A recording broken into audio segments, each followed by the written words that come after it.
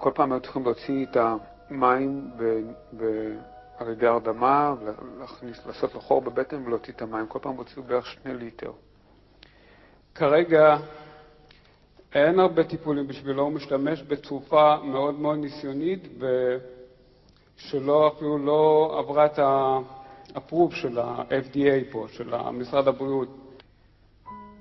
בינתיים לא הייתה לנו ברירה רק להמשיך בזה, כי לא הייתה לנו אפשרות אחרת. לא היה שום טיפול שיוכלו להציע לו לכבד. אף פעם לא היה מקרה כזה שילד בן 3 מאבד את כל הכבד במכה אחת. הכבד שלו ממש הפסיק לעבוד והוא התחיל להתנפח, וזה הגיע ממצב של 2 פעמים בשבוע להוציא את המים, זה הגיע למצב של כמעט 3 פעמים בשבוע. שמדבר על 6 ליטר של מים להוציא מהבטן בשבוע. 6 ליטר של מים להוציא מילד בן 3 כל פעם. 3 פעמים. עכשיו מכיוון שהכבד לא עובד, גם ההרדמה שנותנים לו עובד דרך הכבד. ההרדמה לא יוצאת מהגוף. אז הוא היה צריך לישון יום וחצי עד שהוא מתעורר מההרדמה. ועד שהוא מתעורר הוא שוב פעם צריך להרדמה. שוב פעם אני לא אמרתי לאשתי, אני לא יודע אם אני רואה גיהנום, בינתיים החיים שלנו הפסיקו.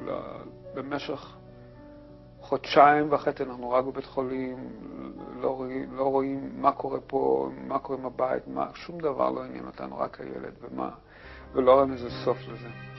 ככל שהזמן עבר, הם יותר ויותר איבדו את הצ'אנס שהכבד יחזור לעצמו, והם לא ידעו שאי אפשר להישאר בלי כבד כל כך הרבה זמן, במיוחד ילד בן 3. ואז הם הציעו לנו לעשות השתלת כבד, לפני השתלת כבד, לפני שהם הגיעו למסקנה הזאת, הם הלכו לעשות עוד פעם ביאפסי של הכבד. בביאפסי הם הגיעו למסקנה שכל התאים מתים, אין תאים חיים שם בכלל. ולפי זה הם הגיעו למסקנה שבתאים מתים לא יכול להיות שהכבד regenerate, כאילו ירבה את עצמו.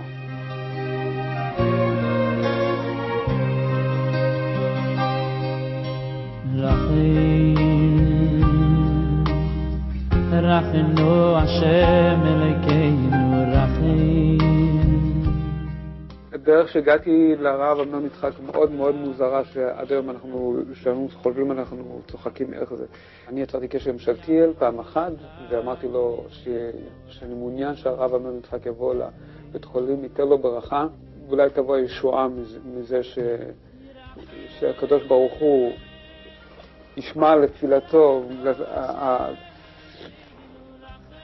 ושיש לו כל כך הרבה זכויות, לפעמים אנשים כמוהו, התפילה שלנו לא תישר למעלה, כמו שאנשים צדיקים כמוהו.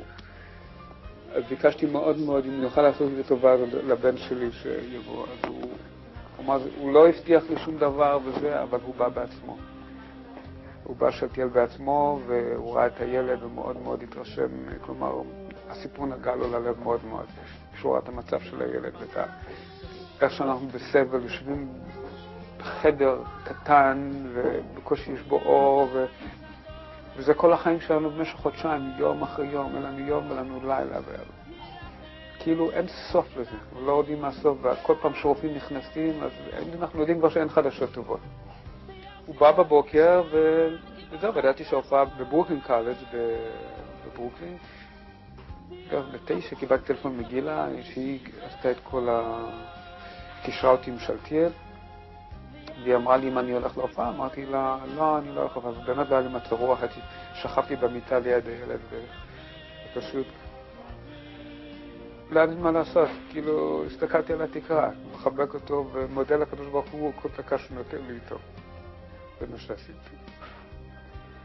היא התקשרה עליי כמו מלאך, ונתנה לי כאילו strength, כאילו כוח.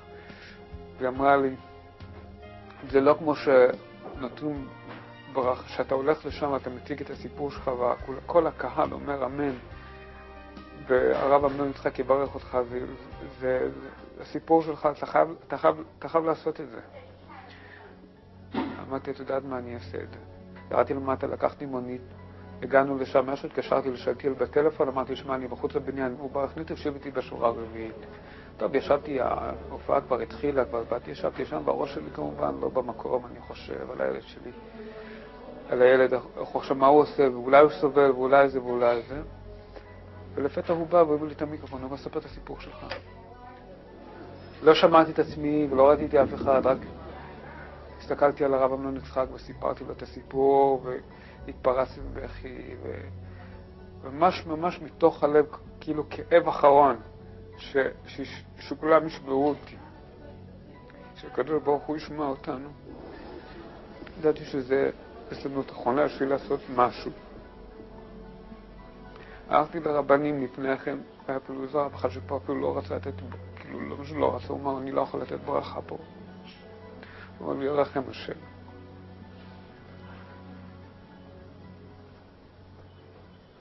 ידעתי שזה הזדמנות האחרונה שלי. כבוד הרב, אני באתי כרגע מהבית חולים, שמעתי שאתה נמצא פה, עליתי עם מונית ובאתי לכאן. מאותה סיבה שאני יודע שהקהל הקדוש הזה, ובזכותך, הבן שלי הוא בן 3, לפני 7 חודשים הוא קיבל סרטן בבטן.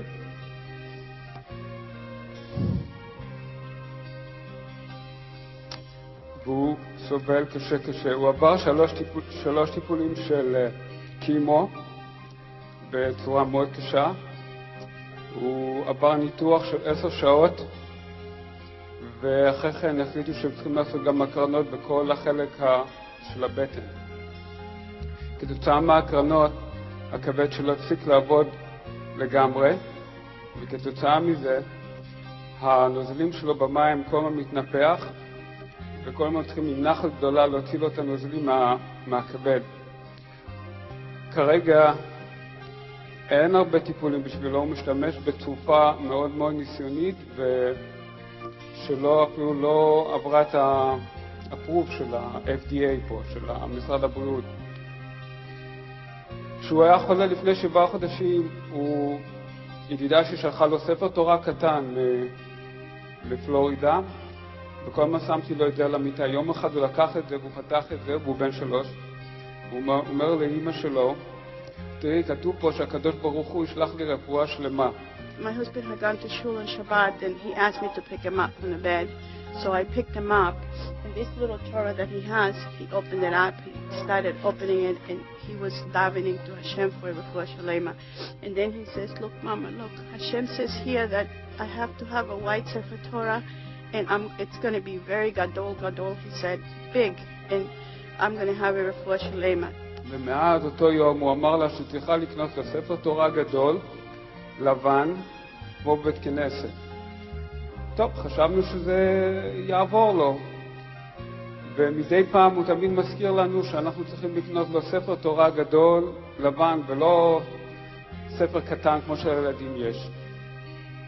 About the Sefer Torah. What about the Sefer Torah? I dreamed about it. כשסיפרתי את הסיפור הזה, אז חשבו, טוב, ההורים רוצים ספר תורה בשביל הילד כדי שלא רפואה שלמה. לפני 3 ימים הרופא שלו, שבמקרה הוא יהודי, אז הוא שאל אותו, אליה יואב, מה אתה רוצה שאני אביא לך? אז הוא חשב שיביא לו איזה צעצוע, איזה משהו. אז במשך חצי שעה הוא הסביר לו בדיוק איזה ספר תורה הוא רוצה. והוא אמר לו שזה יהיה בשביל רפואה שלמה. So he told the doctor that also, Dr. Wexler, and we just let it go. 2 days later, he said the same thing. Dr. Wexler says, what are you going to do about it? I said, unfortunately, we can't because we can't afford it. יש ארגון יהודי שנקרא High Lifeline. הרופא אמר לו, אני לא מבטיח לך, אני אנסה. הוא עשה כמה טלפונים, וב-11:30 בלילה, משפחה יהודית מברוקלין, שאני לא יודע מי, תרמה לו ספר תורה, ועשו לו כיסוי.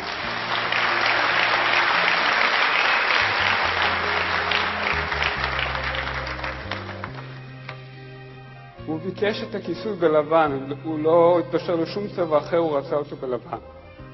עשו לו את הכיסוי בלבן, והביאו את הספר תורה לבית חולים, ועשו שם